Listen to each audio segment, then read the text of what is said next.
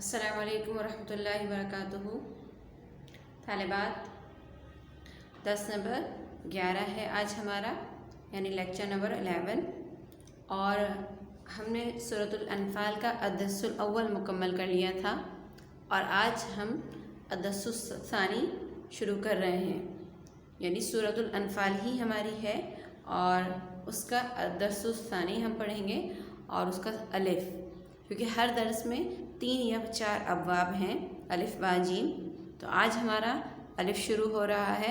طالبات، اچھا بس اتنا ترجمہ سے پہلے طالبات اس چیز کو جان لیں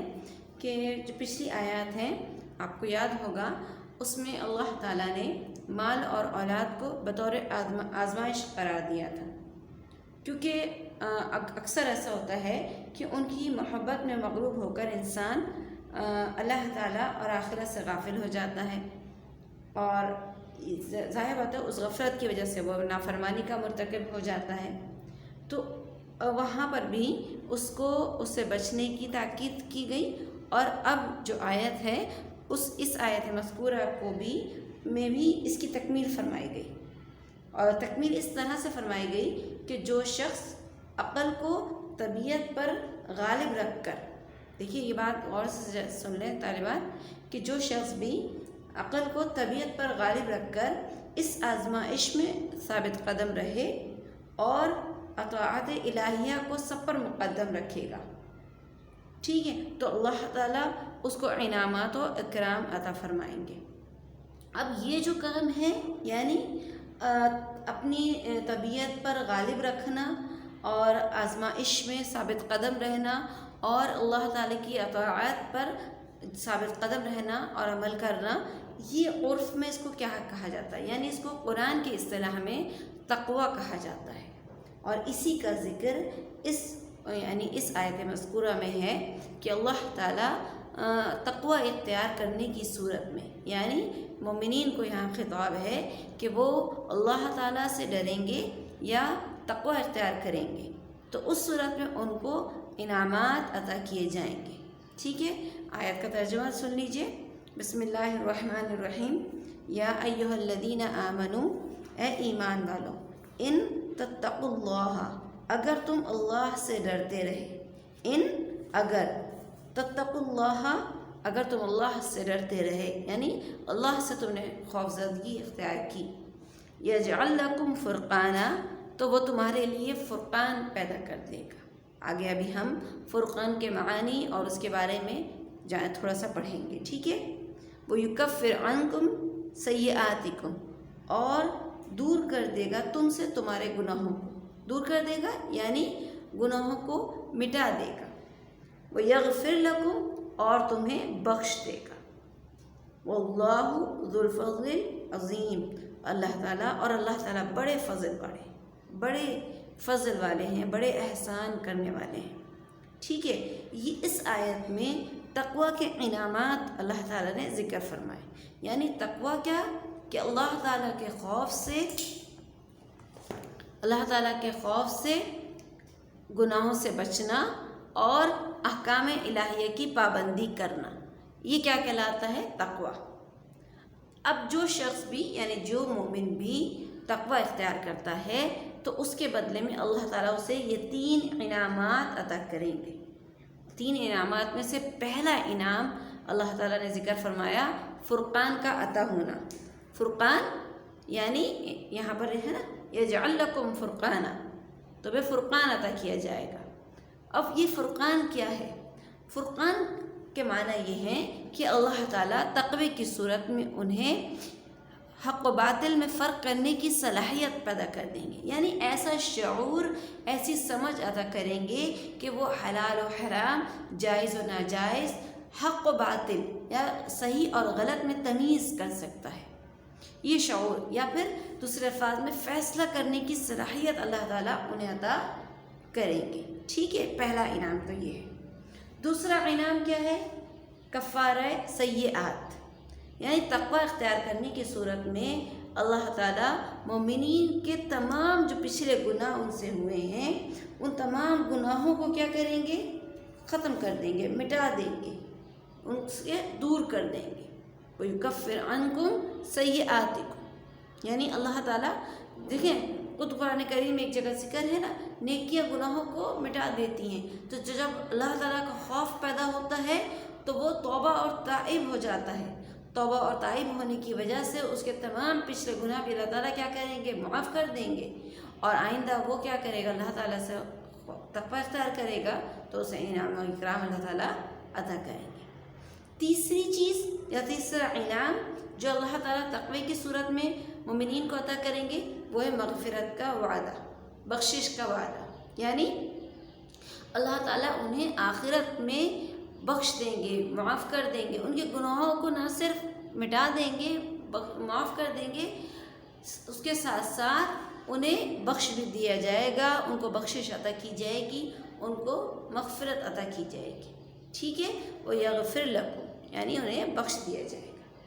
پھر اللہ تعالیٰ دیکھیں قرآن کریم میں یہاں پر ایک اور چیز ذکر فرماتے ہیں، وَاللَّهُ ذُو الْفَضْلِ الْعَظِيمِ، اللہ تعالیٰ بڑے فضل والے۔ دیکھیے یہ جو انعام ہے وہ تو عمل کے پیمانے کے طور پر ہے، لیکن ظاہر بات ہے اللہ تعالیٰ کا فضل بہت بڑا ہے، اللہ تعالیٰ کی رحمت بہت وسیع ہے، اللہ تعالیٰ کا احسان انسانوں پر بہت ہے۔ تو اللہ تعالیٰ یہی نہیں کہ صرف تقوی کی صورت میں یہی 3 انعامات عطا کریں گے، بلکہ اللہ تعالیٰ ان انعامات کے بدلے جس کو چاہیں اور جو چاہیں عطا فرمائیں گے۔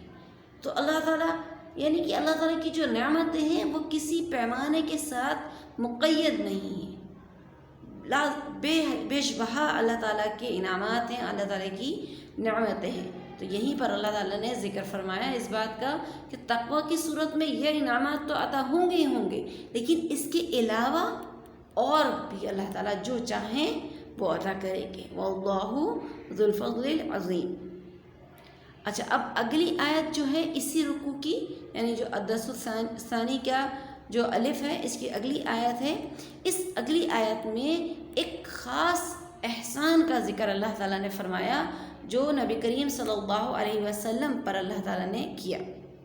اور اس کے ساتھ ساتھ ایک واقعے کی طرف بھی یہاں پر اشارہ کیا گیا، یعنی ایک خاص واقعہ پیش آیا تھا، اس واقعے کو اللہ تعالیٰ نے اس واقعے کے اندر جو کچھ بھی ہوا تھا، یعنی وہاں پر جو کچھ بھی ہوا تھا اس کو اللہ تعالیٰ نے بذریعہ وحی نبی کریم صلی اللہ علیہ وسلم کو اس کی خبر کی تھی، ٹھیک ہے۔ اس آیت کا ترجمہ جانے سے پہلے آپ تھوڑا سا اس کے واقعے کی طرف آ جائیں۔ دیکھیں جب نبی کریم صلی اللہ علیہ وسلم مکہ میں تبلیغ کا کام سر انجام دے رہے تھے تو اس وقت آپ صلی اللہ علیہ وسلم کی یعنی کہ تبلیغ کی وجہ سے اسلام کے دائرے میں لوگ جوق در جوق آنا شروع ہو گئے تھے، نہ صرف مکہ سے بلکہ مدینہ سے بھی انصاریوں کا وفد آیا اور وہ اسلام کے دائرے میں داخل ہوئے۔ اب آپ صلی اللہ علیہ وسلم کی اس تبلیغ دین کی وجہ سے کفار مکہ جو ہیں وہ پریشان ہو گئے کہ اب جو ہمارے نوجوان جو ہیں، مکہ کے جو نوجوان ہیں وہ تو متاثر ہو ہی رہے ہیں، یعنی وہ آپ کی شیریں زبان، آپ کی تبلیغ دین یا آپ کی پیغامات سے متاثر ہو کر اپنا آبائی وطن، اپنا آبائی مذہب چھوڑ رہے ہیں، یہ بھی، اور پھر ارد گرد کے لوگ بھی متاثر ہو کر اسلام میں داخل ہو رہے ہیں۔ تو انہیں یہ خوف ہو گیا کہ اب ایک بڑی جماعت ان کی کیا ہو جائے گی، بن جائے گی، اور جب ایک بڑی جماعت ہو جائے گی تو انہیں اپنے ختم ہونے کا خوف ہو گیا۔ تو کفار مکہ جو ہے یعنی اہل قریش جو ہے وہ اپنے جو قومی جو مسائل ہیں ان کے حل کے لیے یا وہاں پر مشورہ کرنے کے لیے انہوں نے ایک مقام کو مخصوص کیا تھا، مقام ہو یا مکان ہے، اور وہ مسجد حرام کے متصل قصی بن کلاب کا ایک مکان تھا، اس کو انہوں نے اپنے مشاورتی کام کے لیے یعنی مجلسوں کے لیے مخصوص کیا تھا، جس کو دار الندوہ کہا جاتا ہے، ٹھیک ہے۔ اب اس دار الندوہ میں اہل قریش نے نبی کریم صلی اللہ علیہ وسلم کے خلاف ایک مشاورتی مجلس طے کی، اور وہاں پر بڑے بڑے سردار ان کے جمع ہوئے کہ وہ نبی کریم صلی اللہ علیہ وسلم کے کوئی حل یا کوئی تدبیر نکالی جائے۔ تو اسی حل اور اسی تدبیر میں اس میں جو ان کی مشاورتی جو مجلس ہوئی تھی اس میں جو تدابیر یا جو رائے طے پائی تھی اس کا ذکر اللہ تعالیٰ نے قرآن کریم کی اس آیت میں ذکر کیا۔ تو آیت کا ترجمہ دیکھ لیجئے، وَإِذْ يَمْكُرُ بِكَ الَّذِينَ كَفَرُوا، وہ وقت بھی قابل ذکر ہے کہ جب آپ کے خلاف، بکا آپ کے خلاف، یمکرو وہ چال چل رہے تھے، الذین کفروا وہ لوگ جنہوں نے کفر کیا، وَإِذْ يَمْكُرُ بِكَ الَّذِينَ كَفَرُوا وہ وقت بھی قابل ذکر ہے جب آپ کے خلاف کفار چال چل رہے تھے، لِيُثْبِتُوكَ تاکہ آپ کو قید کر لیں، او یقتلوکا یا آپ کو مار دیں یا قتل کر دیں، او یخرجوکا یا آپ کو جلا وطن کر دیں۔ یعنی اس مجلس میں یہ 3 رائے یا 3 تدابیر ان کی طے پائی تھی، اس کا بھی ہم آگے ذکر کریں گے۔ وَيَمْكُرُونَ وہ چال چل رہے تھے، وَيَمْكُرُ اللَّهُ اور اللہ بھی تدبیر کر رہا تھا، وَاللَّهُ خَيْرُ الْمَاكِرِينَ اور اللہ تعالیٰ بہترین تدبیر کرنے والا ہے۔ پہلے آیت میں موجود لفظ کے معنی پڑھ لیتے ہیں اور پھر اس کے بارے میں پھر ہم یہاں پر ان کی اس آرا کے بارے میں بھی یہاں پر ذکر کریں گے۔ مکر یمکر یہاں پر ذکر ہے، مکر کہتے ہیں حیلہ یا تدبیر کو، یعنی ایسا حیلہ یا تدبیر کیا جائے جس سے اپنے مقابل شخص کو اس کے ارادے سے روکنا مقصود ہو۔ اب یہ مکر یعنی حیلہ اگر کسی برے مقصد سے کیا جاتا ہے تو اسے مکر مذموم کہا جاتا ہے، اور اگر کسی اچھے ارادے یا نیک ارادے سے کیا جائے تو اسے مکر محمود کہا جاتا ہے۔ تو مکر کا تعلق یعنی مکر کا جو اطلاق ہے وہ اچھا اور برا دونوں کے لیے آتا ہے، لیکن جب ہم اس کی نسبت اللہ تعالیٰ کی طرف کرتے ہیں تو اس کے معنی ہم کیا لیتے ہیں؟ مکر محمود کے۔ ٹھیک ہے، صرف ہم کیا معنی لیے جائیں گے کہ اللہ تعالیٰ بہترین تدبیر کرنے والا ہے، اور یہاں پر ہم اللہ کے لیے چال کا معنی بھی، جب ہم اللہ کے لیے مکر کے معنی لیں تو ہم یہاں پر چال کا معنی بھی مناسب نہیں ہے، ہم یہاں پر تدبیر کا معنی ترجمہ کریں گے۔ ٹھیک ہے، آیت کا ترجمہ سمجھ میں آ گیا ہوگا۔ اب آ جائیں یہاں پر اس مشاورتی کمیٹی میں، یعنی یہ جو قصی بن کلاب کا جو مکان میں قریش کے بڑے بڑے سردار جس میں ابو جہل ہے، نضر بن حارث ہے اور دیگر سردار تھے، وہ وہاں پر یکجا ہوئے، جمع ہوئے، اس وجہ سے کہ کیونکہ اس وقت صحابہ اکرام بھی کافی مسجد یعنی مدینہ منورہ ہجرت کر کے جا چکے تھے، اور ان کی وجہ سے مدینہ میں بھی اسلام پھیل رہا تھا۔ اس کی وجہ سے یہ لوگ بڑے پریشان ہوئے، تو انہوں نے کیا کیا، اس جگہ پر، اس مقام پر ایک مجلس اپنی طے کی کہ ہم اس کے کیا کریں کہ یہ اس کی کوئی روک تھام کی جا سکے۔ تو اس مشاورتی تدبیر میں جو تدابیر طے پائی تھی وہ 3 تدابیر تھی، جو اس کا ذکر ابھی یہاں پر آیت کریمہ میں ہوا۔ اس سے پہلے ایک اور بات آپ کو یہاں پر ذکر کر دوں کہ یہ جو مشاورتی کمیٹی ہو رہی تھی ان کی، اور اسی دوران ایک شخص ان کی اس مجلس میں آیا، اور وہ اجنبی تھا، اس کو یہ اہل قریش نہیں جانتے تھے۔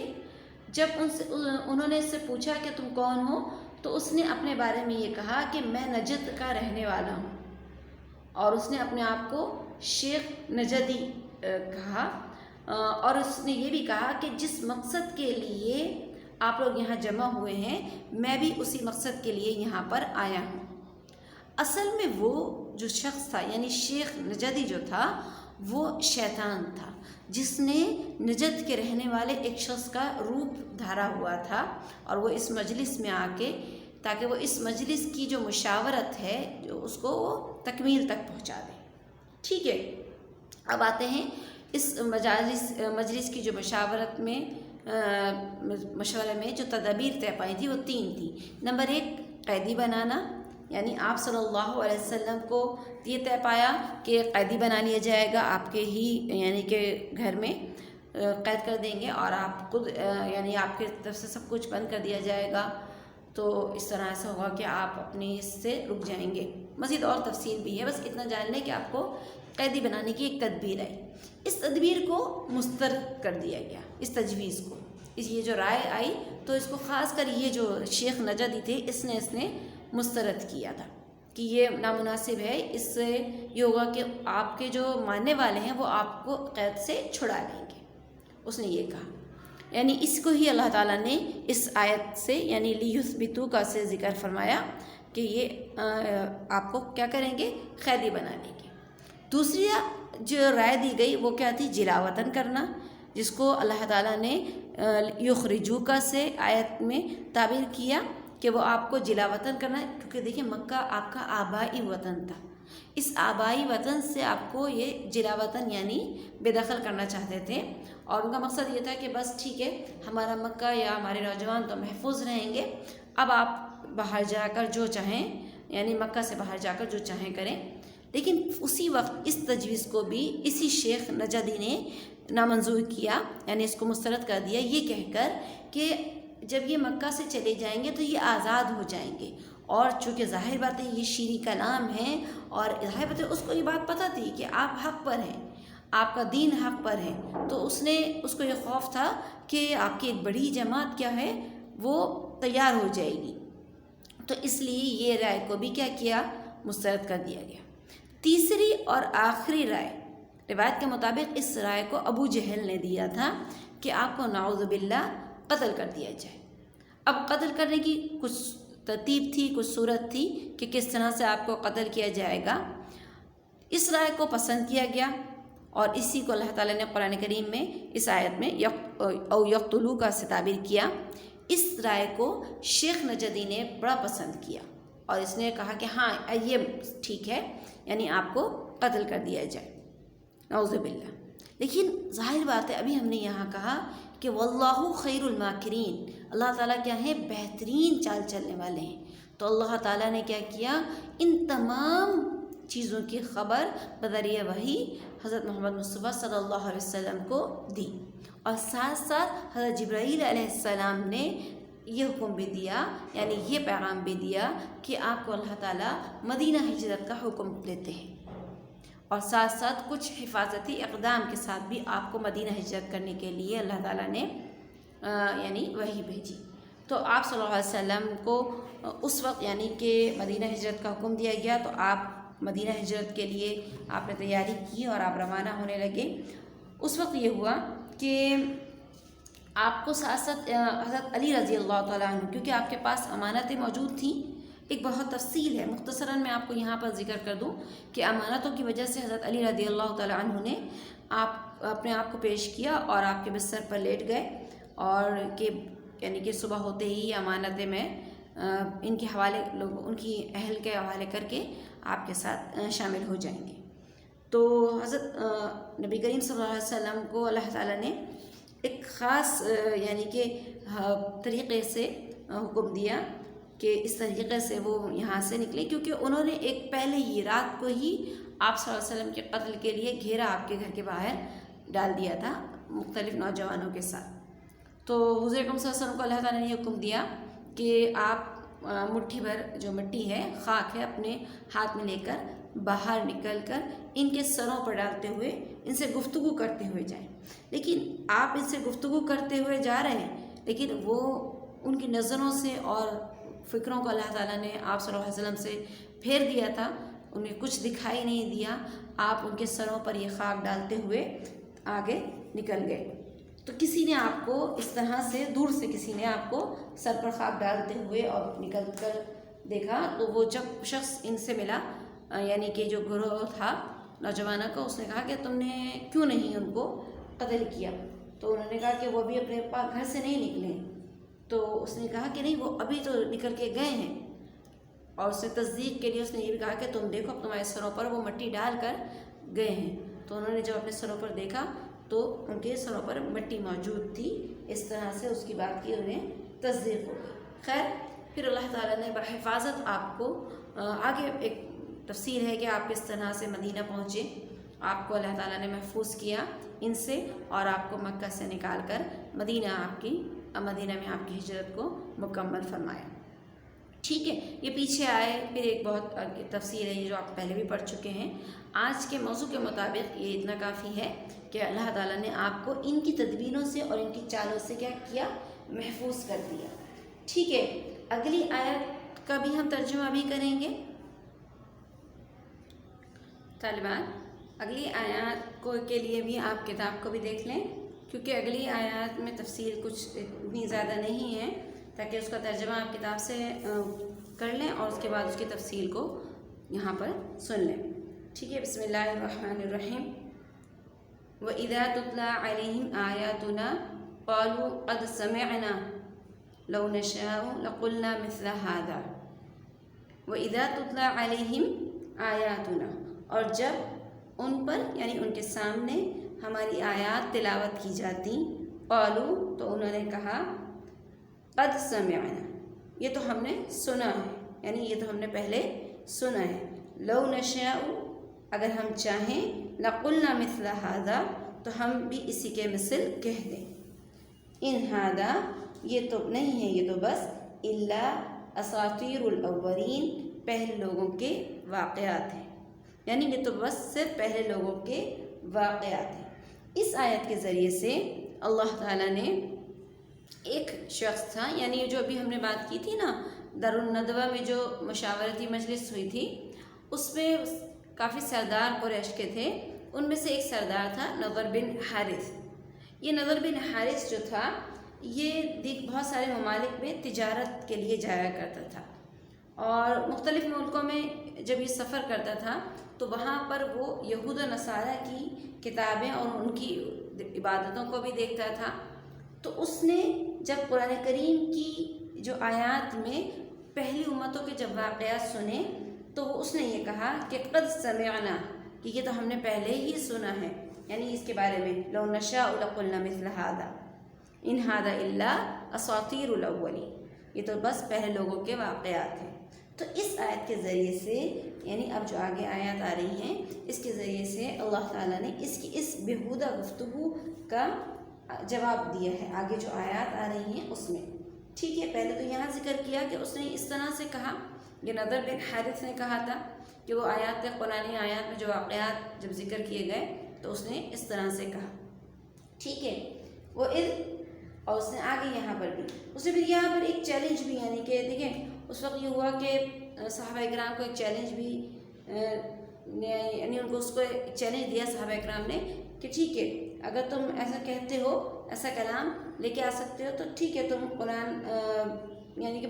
قرآن خود پوری دنیا کو ایک چیلنج دیتا ہے کہ وہ اس کے جیسا یا اس کے مثل ایک چھوٹی آیت ہی، ایک چھوٹی صورت ہی لے کر آ جائے۔ تو ظاہر بات ہے اس چیلنج کو، یعنی اس تحدی کو کسی نے اس کو پورا نہیں کر سکا اور نہ کبھی کر سکے گا۔ ٹھیک ہے، تو پھر یہ جو نضر بن حارث ہے سے جو صحابہ اکرام نے اس کو کلام حق، کلام الہی کا جو حق ہونا بیان کیا، تو وہ اپنے یعنی مزید اس کو، یعنی اس نے یعنی شرمندہ ہونے کے بجائے اس نے اپنے مذہب پر پختگی دکھانے کے لیے وہ کہنے لگا کہ یعنی کہ اگر یہ حق ہے، یعنی چلے ٹھیک ہے، وہ قالو تو وہ کہنے لگا اللہم ان کانا، آیت دیکھ لیجئے، میں آیت کا ترجمہ بھی کر رہی ہوں اور ساتھ ساتھ اس کا ذکر بھی کیا واقعہ کا۔ ٹھیک ہے، وَإِذْ قَالُوا اللَّهُمَّ، اور جب انہوں نے کہا اے اللہ، ان کانا ھذا هو الحق من عندک، اگر یہ برحق ہے، من عندک آپ کی جانب سے، یعنی جب اس کو یہ برحق ہو گیا، یعنی کلام الہی کا برحق ہونا اس کو ثابت ہو گیا، تو اس نے اس کے باوجود اس نے ڈٹائی دکھائی اور اس نے یہ کہا کہ ان کانا ھذا هو الحق،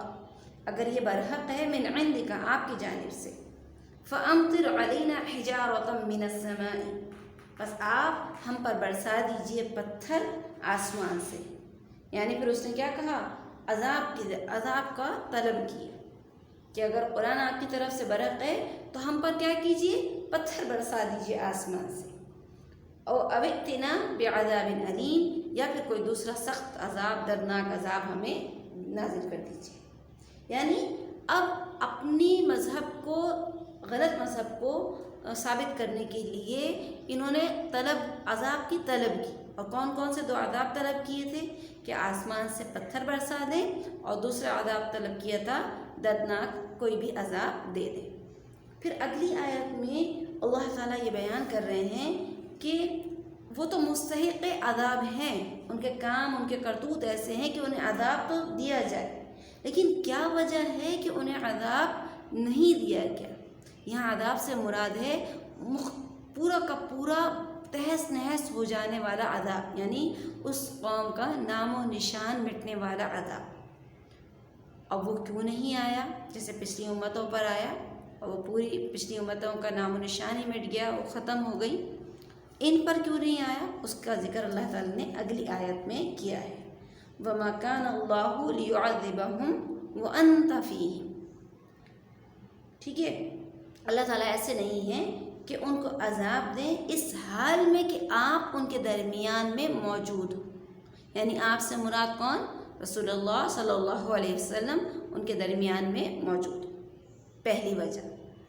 دوسری وجہ بھی اگلی آیت میں ذکر ہے، وَمَا كَانَ اللَّهُ مُعَذِّبَهُمْ، اور اللہ ایسے نہیں ہے کہ ان کو عذاب دیں،